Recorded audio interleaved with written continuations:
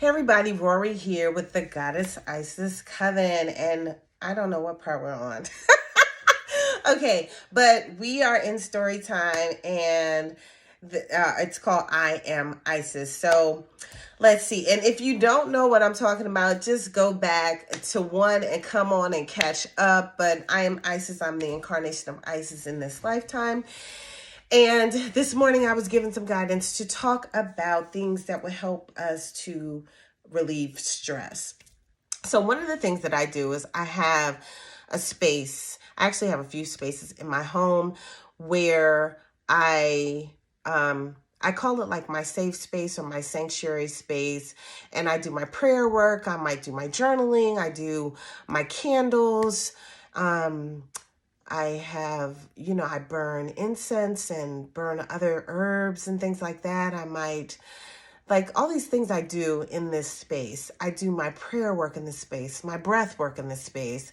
And so I want to encourage you to have a space where you feel good and that the vibration in the space feels good, and that you could do your stuff, you could do your work, and you could be one with spirit, with source creator, with your ancestors, guides, and your angels, with any deities that you connect with. So have a space just for that, but also have a time.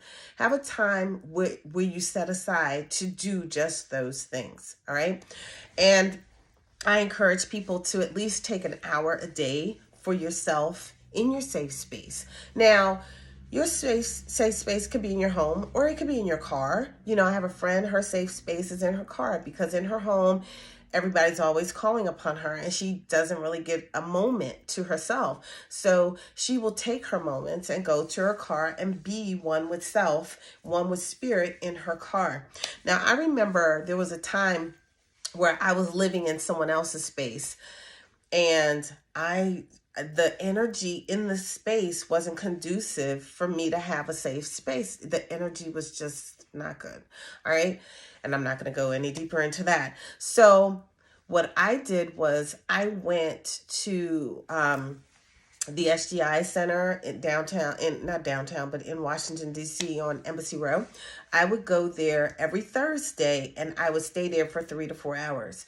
Now, I remember back in the day, President Ikeda said that if you chant Daimoku, which is Nam Myoho Renge Kyo, if you chant Daimoku 3 times, great things can happen.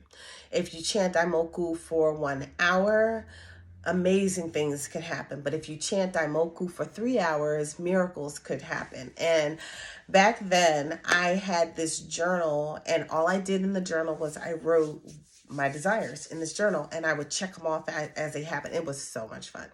But after I heard that President Ikeda said that, I always spent one day, it was always on a Thursday, and I would chant Daimoku for 3 hours.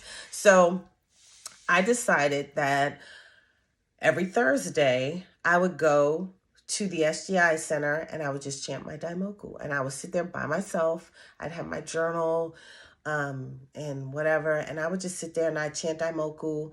And then I would just sit and be. Sometimes I would just sit and journal, just being in a space that felt high vibrational. And that's what I had to do for myself. So if you live in a place that does not feel good, the energy feels funky, you might live with people that their energy is not good, or it could be spirits or something in the house that are just low vibrational, and you just don't feel like it's a pleasant space. If you are like that, then do what I did. And I was in a situation like that for over a year. And so that's what I did for myself, because at least once a week. Now, I used to do prayer, breath work, chanting, Daimoku, something every day for at least 1 hour, usually 2 hours every day. And I went from that to having to go once a week because I could not do it in this space. I can't, I understand why, but I'm not going to get into that here.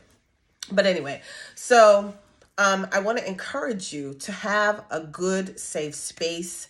light some candles, make it smell the way you want it to smell. Make sure that it is tidy to your liking, you know, that you don't feel crazy. It could be in a closet, you know, but just make sure you feel great in the space and take the time to be with yourself. You know, I used to meditate in my closet. I forget what house I was in. I think I was in Sacramento.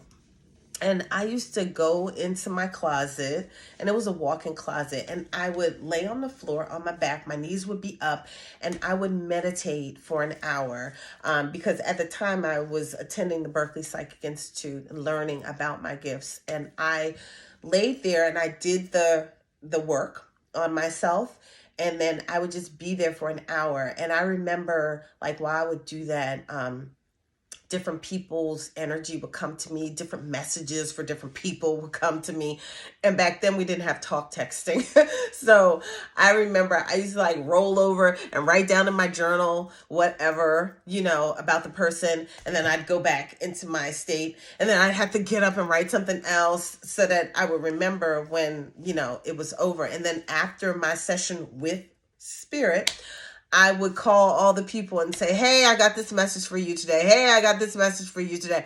And I remember sometimes, and I know I'm off topic right now, but I remember sometimes I would get messages and the messages would not leave me alone until I broke my session and called the person and told them the message. I used to be like, really? So, but anyway, so definitely have a space that you could call your own, that you feel at peace in, where you can do your spiritual work, where you can connect with Source Creator, with Mother, Father, God, with your ancestors, guides, and the angels. Okay, so that's all for that one. I'll see y'all in the next one.